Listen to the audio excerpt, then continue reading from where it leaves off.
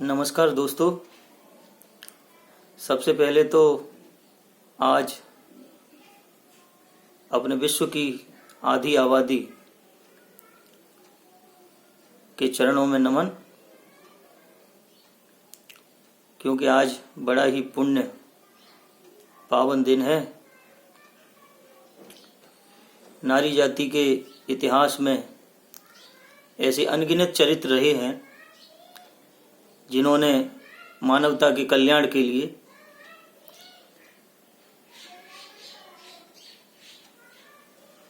आदर्श स्थापित किए हैं। ऐसे ही चरित्रों में से एक आदरणीय सिस्टर निवेदिता का नाम आपने सुना ही होगा। हम सभी परिचित हैं। स्वामी विवेकानंद जी की उन शिष्या जो विदेश से उनसे प्रभावित होकर अपने भारत के गरीबों के उत्थान के लिए अपना पूरा सर्वस्व लगा गईं। उस दौर में एक नारी आदर्श का चरित्र समाज को दे गई। इतने वर्षों बाद भी हम सब उनको याद करते हैं। आज उनकी पुण्य पावन तिथि है, तो उनके चरणों में नमन करते हुए मैं उन्हें श्रद्धांजलि प्रथम अर्पित करता हूं। आप लोग सोच रहे होंगे कि मैं इस विषय पर आज क्यों बोल रहा हूं। तो बंधुओं, आज मुझे एक महत्वपूर्ण बात करनी है, क्योंकि नारी जाति के इतिहास में एक चरित्र सिस्टर निवेदिता थी, तो दूसरी ओर हमारे शहर की नगरपालिका अध्यक्षा आदरणीय भानुमती जी भी हैं। एक वो थी जो नारी जाति के इतिहास में हिमालय का एवरेस्ट थी, और उन जैसी हजारों नारियां जिन्होंने आदर्श स्थापित किए, अपना सर्वस्व समाज को लगाया, समाज को अपने बच्चों की तरह माना, उसकी सेवा की। और एक ये है जो शिक्षण जैसे कीमती क्षेत्र से बुनने के बाद, अनुभव लेने के बाद भी जीवन में इतना बचकानापन इस अवस्था में पाले हुए। आदरणीय भानुमती जी, मुझे पता चला है कि कल आपके क्रूर प्रयासों में आपने उस बेचारे गरीब खोखे वाले का खोखा फिर से तोड़वा दिया, फिकवा दिया, और कई सारे बेचारे गरीबों को रोजगार उनका छीन लिया। आपके कलेजे में ठंडक पड़ गई होगी, मुझे विश्वास है, और रात को बड़े सुकून में सोई होगी। लेकिन एक बात जानती हो कि उन बेचारे गरीबों के यहां बच्चों को भी नींद नहीं आई होगी।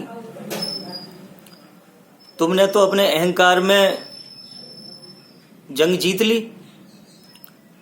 लेकिन पता है उनके घर में कोई सो नहीं पाया होगा, क्योंकि एकमात्र रोजगार आज के समय पर भोजन जुटाना कितना मुश्किल है। तुम शायद ये भूल गई हो। यद्यपि तुम भी उसी पृष्ठभूमि से आई हो, शायद तुम्हें याद हो किसी तपस्विनी ने अपने जीवन को होम करके, ध्यान है, पीपल के नीचे फड़ी लगाकर, सब्जी बेचकर तुम्हें इस योग्य बनाया था। माफ कीजिएगा, मुझे बड़े कठोर शब्दों को उपयोग करना पड़ रहा है, पर चूंकि आपने इन शब्दों को प्रयोग करना आवश्यक बना दिया है। आप भूल गई हो, उस तपस्विनी को नींद नहीं आई होगी जो आपकी माता जी थी, आपके ऐसे कार्यों को देख के। तुम्हें जरा सा भी एहसास नहीं है इस बात का कि किसी गरीब का रोजगार छिन जाता है तो उसको किस तरह की तकलीफों से गुजरना पड़ता है। सिर्फ अपने और अपने मुग्गों के अहंकार का पोषण करने के लिए तुम इस तरह की बचकानी हरकत बार बार करती जा रही हो। और मुझे धिक्कार है तुम्हारे उन अदृश्य सपोर्टरों पर कि तुम्हारे ऐसे बचकाने कामों को वो आज भी समर्थन दे रहे हैं। तुम भी भोगोगी और वो भी भोगेंगे, क्योंकि गरीबों की आहें बहुत गहरी होती हैं। हमें कुछ नहीं है, हम पर कोई फर्क भी नहीं है। हमारे पास वो आएगा तो हम उसका कोई दूसरा रोजगार लगवा देंगे, सब्जी की ठेली लगवा देंगे। और ज्यादा समस्याएं आएंगी तो सारे शहर से चंदा करके उसके परिवार की व्यवस्था कर देंगे। पर तुम शर्म करो, ऐसे कामों से, ऐसी उपलब्धियों से समाज में कितनी नफरत जुटा रही हो, तुम्हें इसका एहसास नहीं है। याद रखना, ये पाप कर्म तुम्हें ही झेलने पड़ेंगे, कोई दूसरा साथी नहीं होगा। ध्यान है ऋषि वाल्मीकि की कहानी, शायद पढ़ी हो, ध्यान तो नहीं होगी। चोरी किया करते थे वो, और साधुओं को जब लूटने की उनकी परिस्थिति आई तो ध्यान है नारद जी ने कहा था उनसे कि जिनके लिए तुम मुझको लूट रहे हो, जिस परिवार का भरण पोषण करने के लिए लूट रहे हो, जिस परिवार की अय्यासियों के लिए तुम मुझे लूट रहे हो, उस परिवार से भी तो जाके पूछो कि इन पाप कर्मों में क्या वो तुम्हारे सहयोगी बनेंगे। तो उन्होंने जाके जब ये पूछा तो उनके परिवार ने ये मना कर दिया था कि नहीं, हमको तो तुम पालो, तुम्हारे पाप में हमारा क्या रोल। और वहां से उन्हें वैराग्य हो गया था। थोड़ा आत्मनिरीक्षण कीजिए, समाज में नाम रह जाता है, कहीं कुछ नहीं रहता।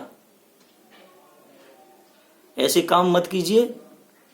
जिनके लिए आप कर रही हैं वो सिर्फ तब तक ही आपका आनंद झेलेंगे, लेकिन जो अपमान आप कमा रही हैं, जो समाज में घृणा आप कमा रही हैं, उसको आपको ही भोगना होगा।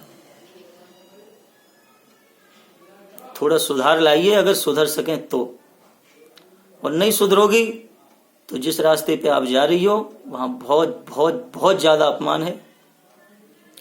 गंगा मैया आपको सद्बुद्धि दें। धन्यवाद।